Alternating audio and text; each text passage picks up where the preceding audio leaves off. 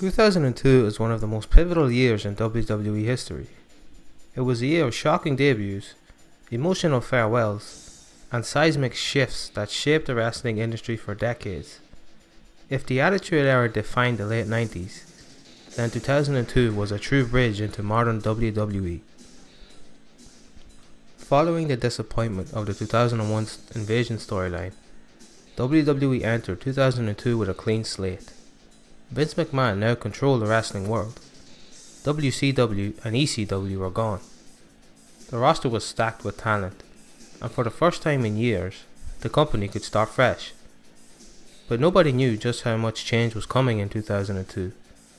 It wasn't just a transition year, it was one of the most important years in WWE history. This year, WWE got the F out. By January, WWE had the deepest roster since the late 80s.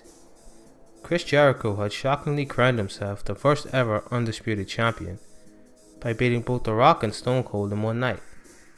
Ric Flair returned as co-owner to feud with Vince McMahon, and on the first Raw of the year, Triple H made his epic comeback, from injury to a thunderous Madison Square Garden ovation. The stage was set, the Attitude Era was over, and a new era was beginning.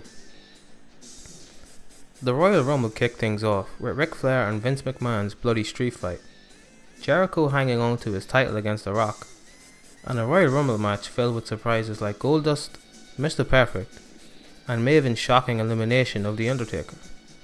Triple H won the Royal Rumble, booking his WrestleMania title shot, and at WrestleMania 18 in Toronto, it gave us one of the most legendary matches of all time, The Rock vs Hulk Hogan. That crowd turned into pure magic, flipping Hogan into the babyface once again. Meanwhile, Jericho's main event against Triple H fizzled with a burned out crowd, proving not every gamble would work. But the real main event had already happened earlier in the night. Perhaps one of the most important change in 2002 was the first ever WWE draft. Ric Flair took The Undertaker, Vince McMahon took The Rock, and suddenly, Raw and SmackDown became two unique shows. The draft created new opportunities. SmackDown became the wrestling heavy show, showcasing talents like Kurt Angle, Chris Benoit, Edge, and Rey Mysterio. Raw, however, leaned more into storylines and characters, with Eric Bischoff's shocking arrival as general managers becoming one of the year's defining moments. For the first time, fans had real reason to debate which brand was better. 2002 was emotional. It was Hulk Hogan's nostalgia run, which saw him beat Triple H for the WWE Championship just weeks after WrestleMania. Shawn Michaels made a miraculous return from a 4-year retirement at SummerSlam, stealing the show in his match with Triple H. But it wasn't all goodbyes and comebacks. Stone Cold Steve Austin, who was frustrated with creative at the time, walked out of WWE in June. The biggest star of the Attitude Era was suddenly gone, and Raw was left scrambling to fill the void. While legends came and went in 2002, it also introduced the future. Brock Lesnar debuted the night after WrestleMania, and by SummerSlam, he was already the undisputed champion, defeating The Rock.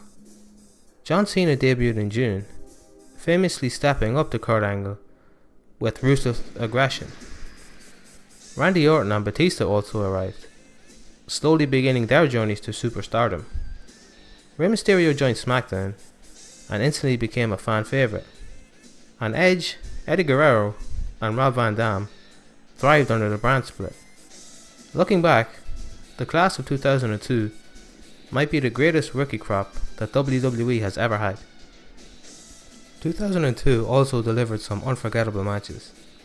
Jeff Hardy's ladder match with The Undertaker, the triple threat match between The Rock, Kurt Angle, and The Undertaker at Vengeance, Kurt Angle and Chris Benoit's technical masterclass, and of course, the unsanctioned war between Shawn Michaels and Triple H at SummerSlam. The year also saw the debut of the Elimination Chamber at Survivor Series, with Shawn Michaels shocking the world by winning the World Heavyweight title inside the dangerous new structure.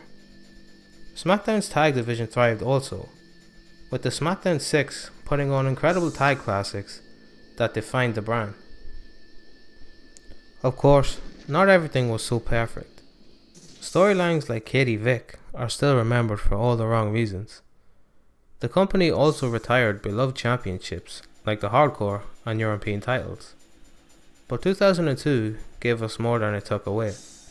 It gave us the brand split, the Elimination Chamber, the rise of Brock Lesnar, the rebirth of Shawn Michaels, and the debuts of John Cena, Randy Orton, Batista, and Rey Mysterio.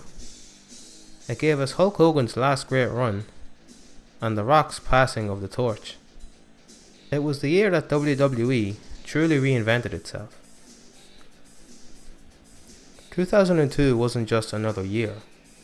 It was the year that WWE said goodbye to the Attitude Era, introduced the stars of the future, and set the stage for everything that came afterwards.